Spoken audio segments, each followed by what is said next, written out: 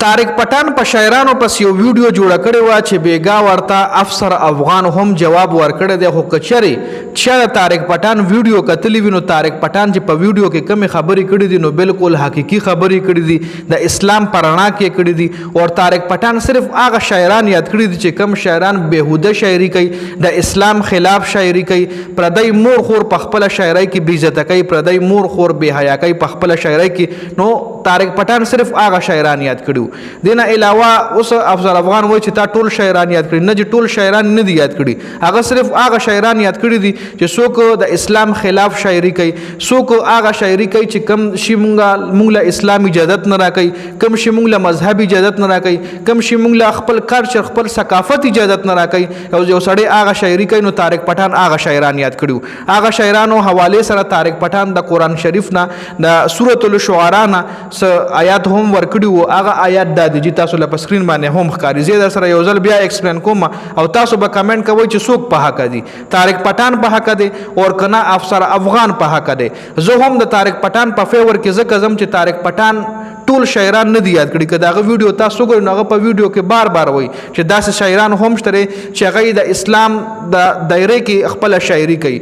او هغه شاعران چې کوم هغه زمونږ د خوږ نبی هم خوخو، هغه شاعران زمونږ خوږ نبی به سپورټ کول چې چا به د اسلام د پاره شاعري کوله، چا به داسې شاعري کوله چې هغه ټایم کې صحابه کرامو کې به جوش راوستو، دغه ایمان به هغه شاعري سره مضبوطېدو. نو تاسو مالو وایي چې د افسر افغان کوم شاعري کوي یا د کومې غانې وایي یا د چې کوم شاعران یادای چې دا شاعر داسې دی یا دا شاعر داسې دی. نو تاسو مالا وایي چې داغه شعر اوریدو سره ایمان مضبوطیږي که ایمان ور سره کمزوري کیږي؟ داغه شعر اوریدو سره د ستاسو زړه غبراویږي کنه داغه شعر اوریدو سره د ستاسو ایمان ته خطر ضروره. نو خو دې کې مونږ چې کم یو بس مونږ هم د صحیح او غلط فرق نشو کوله. طارق پټان مونږ دغه صحیح او غلط کې فرق خولې دي. ګوره سورۃ الشعراء کې آیات نمبر 224 او 224 25 26 دې کې الله پاک فرمایي چې ترجمه صدا چې اور شاعر ان کے پیچھے بہ کے ہوئے لوگ چلتے ہیں. شاعرانو پس چې کم خلق بهکوشي وي، کم خلق چې د خپل لار نه اخواشي وي نو هغه شاعران فالو کوي، شاعرانو پس زی. ګوره کم شاعران دي هغه شاعران ګوره قرآن شریف کې الله پاک یاد کړی دي کنه چې کم شاعران داسې شاعری کوي لکه دې کې تاسو ګورئ کیا تم نے نہیں دیکھا کہ وہ ہر وادی میں بھٹکتے پھرتے ہیں اور وہ ایسی باتیں کہتے ہیں جو جھوٹ پر مبنی ہو، وہ ایسی باتیں کہتے ہیں جو وہ نہیں کرتے. لکه الله پاک موږ چې شاعران خپل شاعرۍ کې داسې خبرې کوي چې خپل هم په هغې عمل نه کوي، نو دا د دروغو شاعري شوه. نو دغه شاعرانو حوالې سره الله پاک صدا یہ آیت ان شعراء پر تنقید کرتی ہے جو بے مقصد بے مقصد شاعری کوي، خیالی باتوں میں کھو جاتے ہیں، فتنہ انگیز اشعار کہتے ہیں. نو نن سبا تاسو دا شعرونه کوئی دا فتنې شعرونه نه دي، دا فتنې شعرونه نه دي. دا نن سبا چې کم شاعران او دا کمې غانې تاسو اورئ دا غانه څه شی ده؟ خدام شاعري ده کنه، غانه څه نه وایي، خدام یو قسم د شاعري ده، یو شاعر ویلې ده کنه. نو دغه شعرونه چې کم دي، کم چې فتنه انگیز شعرونه دي، کم چې د دروغو شعرونه دي، کم چې سړی د سید لارې نه بهکاوي. لکه مونږ له اسلام مونږ له ولې اسلام وایي چې غانې مورئ، ولې غانې څه شی ده؟ غانې دغه خو نه ده، کهاني خو نه ده، خو غانې هم عمده شاعري ده کنه. بیا خو چې شاعري دومره ښه شی دی نو بیا مونږ غانو نه ولې بیا منې کوي؟ اسلام مونږ غانو نه ولې منې کوي؟ خو شاعري ښه هغه خرابه شاعري چې کوم غانو ته راشي نو خرابه شاعري وي، هغه خلک مطلب د صحیح لارې نه بل خوا اړوي. نو دغه شاعرانو حواله سره دغه شعرونو حواله سره الله پاک په سورۃ الشعراء کې ویلي دي. او طارق پټان هم دا خبره کوي کنه، طارق پټان هم دا وایي چې نن سبا کم شاعران دي او دای کوم شاعري کوي، ښه شاعران هم شته غواړي چې ای بالکل د اسلام ریپرزنټیشن کوي، ای داسې شاعري کوي چې کله په حضرت عمر رضی الله تعالی عنہ شاعري، کله په حضرت علی، کله په خوږ نبی باندې داسې شاعري چې هغې سره ایمان مضبوطیږي. خبل مخکې بل چې کوم دغه دی هغه هم د سورۃ الشعراء تاسو له سکرین ښکاري آیات نمبر 227 کې هغې ترجمه دار سوائے ان کے جو اس دا ښه شاعرانو حوالے سره الله پاک څه ویلي ګورئ، سوائے ان کے جو ایمان لائے نیک عمل کیے، اللہ کو کثرت سے یاد کیا اور جنہوں نے ظلم کے بعد بدلہ لیا. دی تشریح سے دا یہاں اللہ تعالیٰ واضح کرتے کہ نیک شعراء جو ایمان والے ہیں د ښه شاعرانو حوالے سره چې کم طارق پټان هم خیاط کړی دی او کم زمون په معاشره کې ښه شاعران اوس هم شته، دا نه چې ټول بس په دغه سر دي. نن سبا تاسو ګورئ یو شاعر دی منصور صاحب نوم دی که څه نوم دی، هغه یو کلیپ وایرل چې هغه بالغ ور سره یو هغه بل جنۍ د شاعره ده. نو اوس آیا یو الک او یو جنۍ یو بل دا په اسلام کې شته چې یو الک او یو جنۍ به یو بل مخامخ کینی او یو بل به شعرونه وای؟ نو چې دې ځکه طارق پټان د لزم په حق ده، نو تاسو وایي چې نه په حق نه دی. دا په کوم مذهب کې ضرورت چې جنۍ او الک په یو بل ته مخامخ کینی وای به یو بل په شعرونو کې جوابونه ورکوي؟ او دا افسر افغان روره د سو زله داسې دغه کړي دي، داسې میلې سکړي چې د سره جنکای وي د یو بل شعرونه وای یو بل ټاپی وای. نو دا ول رواج روره چې ته وې چې عرفان دغه د سره طارق پټان داسې او طارق پټان داسې ته چې کم دغه کې د محفلونه سجاوي کله دی هغه ته وې چې دا د ما یو لړۍ ده او د شعرونو یو سټیزم چې نوم والله خلې کې دا نن د ما فلانه ویډیو دی کې بنن فلانه شعر وي او ډنګړې به شعر وي دی کې بنن فلانه شعر وي او دی کې بنن تا اسماء اخلاص شو هغه بل نور احساس وا هغه چا پروموټ کړي وا؟ هغه هم د پروموټ کړي وا. نو آیا جنکۍ الک او جنۍ یو بل ته مخامخ کینی او شعر الک او جنۍ خو په اسلام کې یو بل نه سبق هم نشي ویلې، د قرآن شریف سبق هم الک او جنۍ یو بل نشي ویلې. دی لماله وای چې نه دا خو دی طارق پټان ظلم کړی دی او زیاتې کړی دی.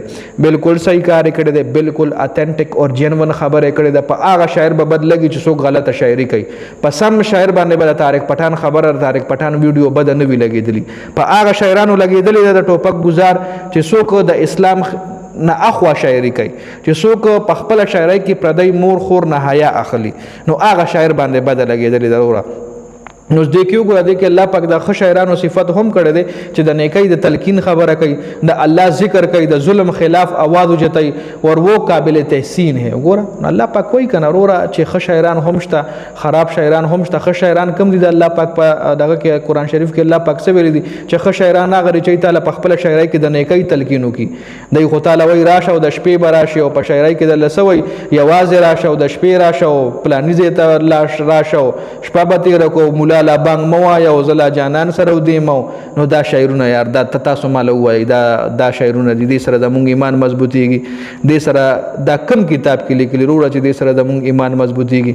نو دا خو ناپسندیده شعرا شو چې کم زموږ د خوږ نبي نوح وخت چې کم د اسلام خلاف دي، خو دا دي که نه وروره دا شعرونه چا لیکلي؟ دا څه د بل ځای نه خلک د بنګلادیش نه خلک نه دي راغلي، دا څه د بنګال نه د انډیا نه خلک نه دي راغلي، خو زموږ پښتنو شاعرانو لیکلي دي که نه چې بلا بانګ مو وایه مولا او ما سره لیلا وده او ما سره پلانې ده او ډنګړې ده شپه به ما سره تېره کړي او دا شعرونه چې کوم دي نو دا چا ویلي دي؟ افسر افغان صاحب تا نه تپوس کوم دا شعرونه چا ویلي دي؟ د دې جواب لګ را کماله دا اسلام خلاف شعرونه نه دي. الله پاک په قرآن شریف کې کم شاعر خوښ کړی دی؟ هغه شاعر خوښ کړی چې د نیکۍ تلقین کوي، د الله ذکر کوي، په خپل شاعرۍ کې د ظلم خلاف आवाज اوچتوي. هغه شاعر خوښ کړی رور هغه شاعر نه دی خوښ کړی راته چې کمې وتې بوتې اګاتې بګاتې شروع کړي دي. خو بیا دې نه علاوه په کم دی سورة الیاسین کې آیات نمبر 69 کې ګوره الله پاک څه فرمایلی په 69 نمبر آیات کې، اور ہم نے اسے نبی کریم صلی اللہ علیہ وسلم کو شعر نہیں سکھایا اور نہ ہی یہ ان کے شان ہے. لکه شعر چې کوم دی الله پاک وایي مونږ خوږ نبي له شعر ونه خولو، ځکه شعر مو ولول نه خولو چې دا زموږ د خوږ نبي شایان شان سره نه جوړیږي. قرآن خود کو شاعری سے ممتاز قرار دیتا ہے. نبی وسلم شاعر نہیں تھے بلکہ وحی کے ذریعے حق لانے والے تھے. قرآن ایک الہامی کتاب ہے نہ کہ شاعری کا مجموعہ. پیش وای رورا نو کدی نه پس مو څوک وای چې طارق پټان زیاتې کړی دی، طارق پټان غلطي کړی ده، نو نه جی طارق پټان نه زیاتې کړی نه غلطي کړی ده، بالکل صحیح ویډیو جوړه کړی ده، بالکل اتنټیک جنون خبرې کړې دي. او دغه خبرو سره زه هم اګری کېږم چې کم شاعران د اسلام مطابق شاعري کوي. زه به انشاءالله زموږ خپل ما خپل کلوز ملګری دی بچپن مو په یو ځای تېر شوی دی، د هغه شاعري به در سره انشاءالله اورم او زه به کوشش کوم چې هغه سره زه یو ویډیو جوړه کړم، نغرنګ یو لانګ ویډیو ورسره جوړه کړم چې هغه هم زه د شاعرانو حوالې سره پوښتنه وکړم. د قرآن چونکې هغه علم هم کړی د قرآن پاک حافظ هم دی او شاعري هم کوي، نو چې یو سړی علم کړي د قرآن پاک شاعر هم وي نه به هېڅکله هم سرې شونډې یا دغه لبان او یا دغه خبرې نه کوي وروره.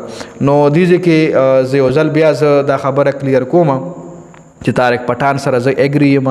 طارق پټان چې کم شاعران یاد کړي دي نو هغه شاعران دي چې هغه دا شاعري کوي چې د شپې راشه او دواړه به شپه تېره کړو، مولا بلا بانګ نه ویلي او مولا لا بانګ مه وایه او زه لا په لیلا په دیدن موړ نه یم او لیلا مې خوا کې ودده او یا د الکان او جنکۍ چې په محفل کې ناست وي او یو بل په شعرونو کې جواب ورکوي یا کم د اسلام خلاف زی یا کم زموږ د مذهب خلاف زی، نو طارق پټان هغه شاعران یاد کړي دي. دینه علاوه داسې ښه شاعران هم شته لکه بیګا امت الله تراب صاحب وفات شوی دی، نو دا یو ډېر داسې شاعر چې د همیشه حقیقي وینا کړې ده، د همیشه په اسلام کې دننه په اسلام دایره کې دننه د شاعري کړې ده. نو ګوره یو ځلې بیا وایم چې آی ایم ټوټلی اګری وذ طارق پټان، 110% زه طارق پټان سره اګری یم. هغه چې کومه خبره کړې ده بالکل اتنټیک او جنون خبره کړې ده چې په کم شاعر باندې بد لګي یا په خپل الفاظو باندې غور وکړي چې آیا زه دا کومه شاعري کوم، آیا دا زه د اسلام خلاف کوم کنه دا زه د اسلام سره ریلیټډ کوم. نو په دې ویډیو کې زما دا پیغام د ویډیو کتلو زیاته مننه. السلام.